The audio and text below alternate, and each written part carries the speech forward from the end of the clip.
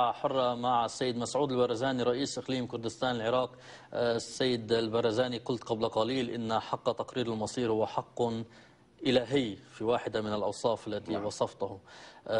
بالتالي ما المانع في أن تبادروا إلى طرح هذا الحق على الطاولة؟ ربما كررنا هذا الكلام كثيرا، ولكن هي مرحلة تاريخية، وهذا كلام للتوثيق التاريخي أيضا.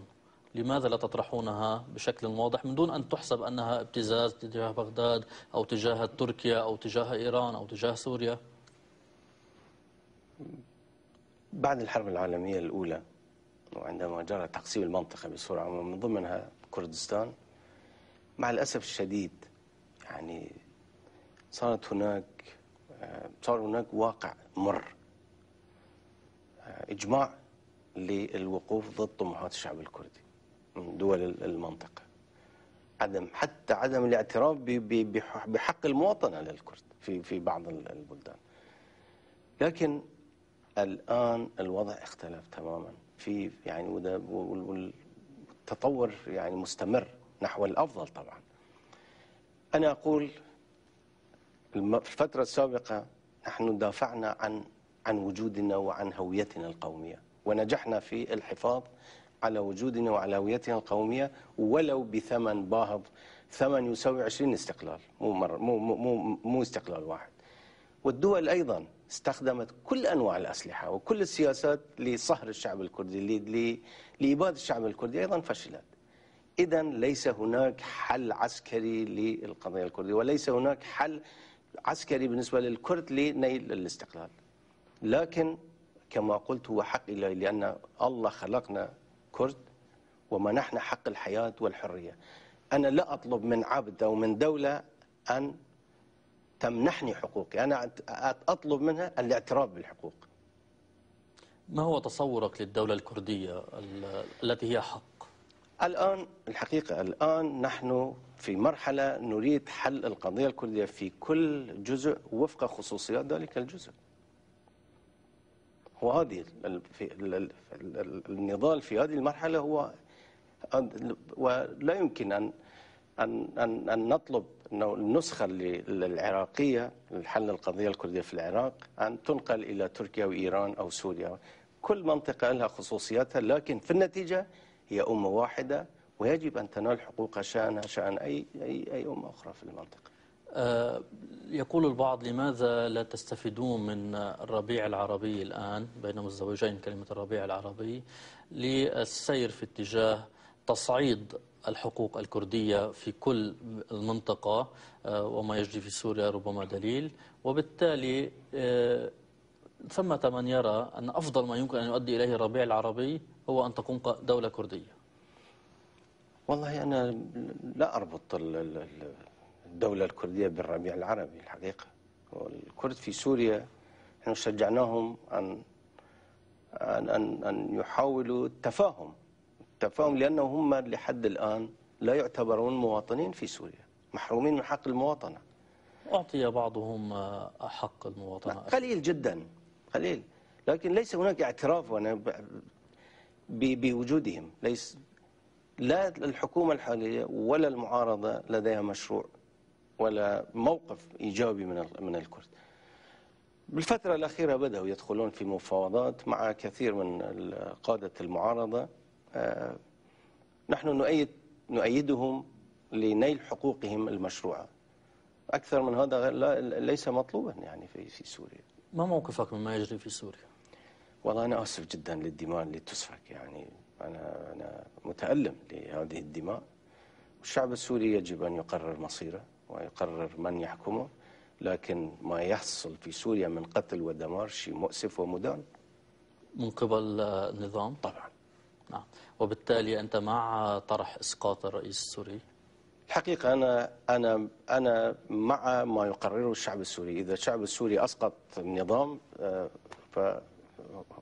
طبعا نحن نؤيد ما يقرره الشعب السوري. هل تؤيد إسقاط النظام السوري على الطريقة العراقية، بمعنى ما حصل في عام 2003 بتدخل عسكري خارجي؟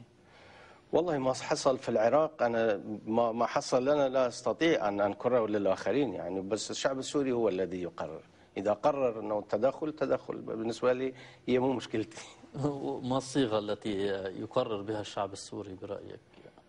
يعني تحدثت عن أن بداية الربيع هو العربي كانت في عام 1991 وقمعت وتعرض الذين قاموا، يشبهه كثيرون بما يحصل في سوريا الآن. لذلك أنا أقول الشعب السوري هو الذي يجب أن يقرر مصيره. أنا في تصوري في سوريا وفي أي بلد آخر يجب أن يكون البديل ديمقراطي.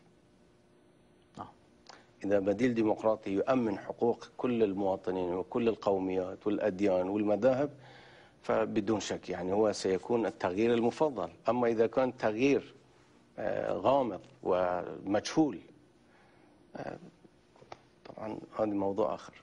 هل ما ترصده الآن في سوريا يقول لك أن التغيير قد يؤدي إلى نظام ديمقراطي أم لا؟ الحقيقة بالنسبة لي مجهول، يعني مو واضح، في غموض كبير. نعم. هناك كثيرون في المعارضة السورية يتهمونك سيد رئيس إقليم كردستان العراق مسعود البرزاني بأنك تحول دون انخراط فعلي لأكراد سوريا في الانتفاضة ضد النظام السوري. هل وصلتك مثل هذه الاتهامات؟ لا أبدا، بالعكس نحن سهلنا لإخواننا الكرد في سوريا أن يعقدوا مؤتمر في أربيل وشجعناهم على أن يستفيدوا من هذه الفرصة لنيل حقوقهم. لكن المعارضة السورية لا تعترف بحق الشعب الكردي في سوريا.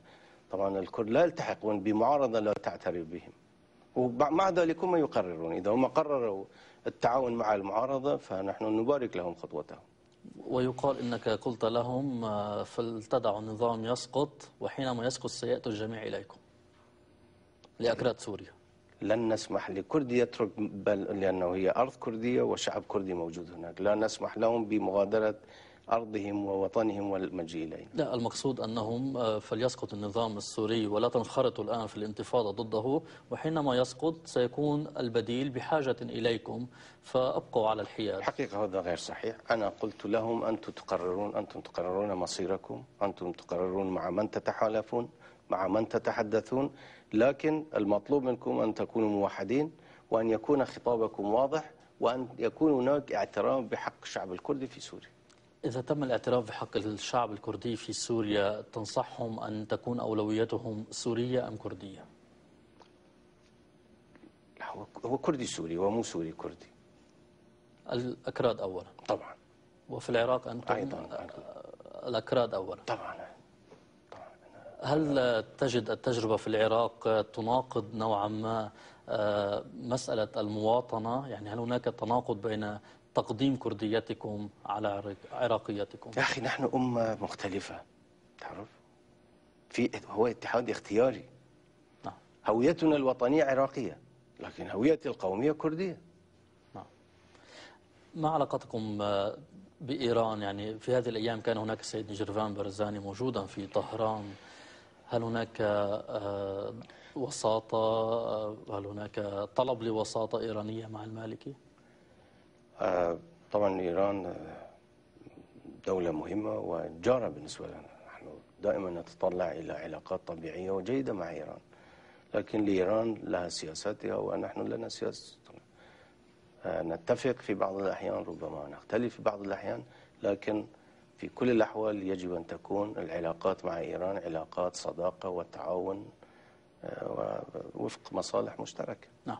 العلاقة مع تركيا أيضا باختصار. أيضا العلاقة مع تركيا أيضا علاقة جيدة الآن وفي تطور. نعم. عودا إلى موضوع الانتقادات لك بأنك ربما أرسلت إشارات سلبية إلى المالكي عدم حضورك قمة بغداد حينما كان هناك حدث تاريخي في بغداد، كنت في بلغاريا. هل هي رسالة؟ لا أبدا. أولا الحقيقة لم تكن مهمتي يعني، ولم تصلني الدعوة إلا في يوم 28 بالشهر، اليوم اللي غادرت كردستان. الدعوة لحضور المؤتمر ربما اعتبروك من أهل البيت، يعني ممكن لست بحاجة لا بس يعني أيضا ما أريد أكون فضولي يعني أروح من بالعكس، بغداد هي عاصمتي ولا أحد يستطيع أن يمنعني من زيارة بغداد والحضور في بغداد والمشاركة في مؤتمرات اللي تعقد في بغداد. لكن في الحقيقة كان هناك إخوة آخرين مسؤوليتهم المشاركة في هذا المؤتمر ولم تكن مسؤوليتي. كنت سعيدا بقمة بغداد؟ انعقاد المؤتمر في بغداد كانت خطوة إيجابية، والحمد لله عادوا بسلام إلى بلدانهم. هذا بسبب الخطة الأمنية التي يشرف عليها رئيس الوزراء الذي يملك كل هذه الصلاحيات. 100,000 جندي حموا المنطقة، إن شاء الله مع 100,000 جندي تصور تصير. بس هل ممكن لكل مؤتمر تصير كل هذه التحشيدات العسكرية والإجراءات الأمنية؟ المهم أنه رجعوا بسلام الحمد لله يعني. الحمد لله. العلاقة مع تركيا، هل هناك قلق من أن تصريحاتكم في شأن البشرى بالدولة، البشرى التي كنتم ستعلنونها، قد تثير نوع من القلق لا التركي؟ أبدا، أنا واضح مع الأتراك، مع الإيرانيين، مع كل مع العالم.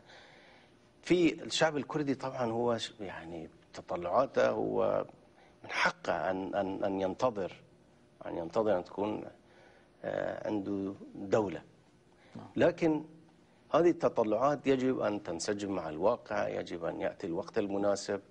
فالكل كانوا يطالبوني أنه أنا أعلن هذا الشيء في نوروز. قلت لهم أن هذه بشرى سوف تأتي، ولكن في الوقت المناسب. الوقت المناسب هذه السنة القادمة، بعد 10 سنوات، لكن لابد أن يتحقق هذا الهدف.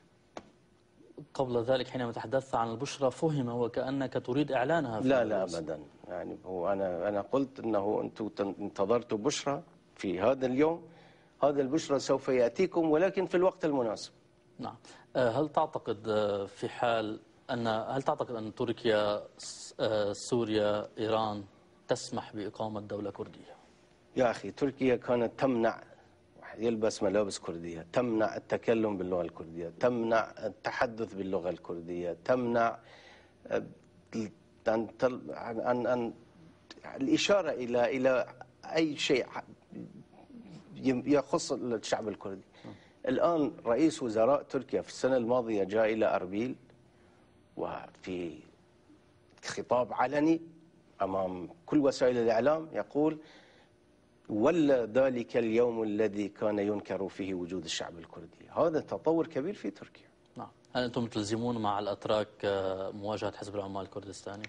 لا، نحن نعتقد أن حل هذه المشكلة يجب أن يكون بالطرق السلمية. الحل العسكري هو ليس حل، لذلك نحن مستعدون أن نبذل كل الجهود من أجل إيجاد حل سلمي لهذه القضية وإنهاء هذه القضية بشكل كامل. نعم. السؤال الأخير، عودة إلى موضوع الزيارة، هل واشنطن ستتوسط وتدعم أي توجهات للمصالحة في العراق؟ واشنطن مهتمة جدا وتدعم كل جهود تؤدي إلى إصلاح الوضع في العراق. هل هناك أزمة طائفية في العراق؟ يعني هل أنت تشاطر بعض القادة السنة القول أن هناك نوع من التهميش لهم؟ أتمنى أن لا يكون ذلك، لكن الواقع نعم. هناك تهميش للسنة في العراق؟ في أزمة طائفية، في مشكلة طائفية. هي مشكلة في العراق أم أنها ذات امتدادات إقليمية؟ والله مع الأسف يعني يبدو كأنها تأخذ امتدادات إقليمية. يعني خيار الحرب وارد، عودة الحرب في العراق؟ سوف نبذل كل الجهود أن لا يكون هناك حرب، وهذا دمار تدمير للكل. سبق قلتم وفي مقابلة معي يعني قبل سنوات أنكم ستحاربون من أجل المادة 140 ومن أجل كركوك وكل هذه التفاصيل. هل إذا يئستم من الحل ومن الاعتراف بهذه المسائل ستحاربون؟ دعنا نتمنى أن لا نتحدث عن الحرب. إن شاء الله لا نضطر إلى اللجوء إلى الحرب. شكرا جزيلا لك السيد مسعود البرزاني رئيس إقليم كردستان العراق على هذا اللقاء. شكرا مشاهدينا لمتابعة هذه الحلقة من ساعة حرة. إلى اللقاء. شكرا، أهلا وسهلا.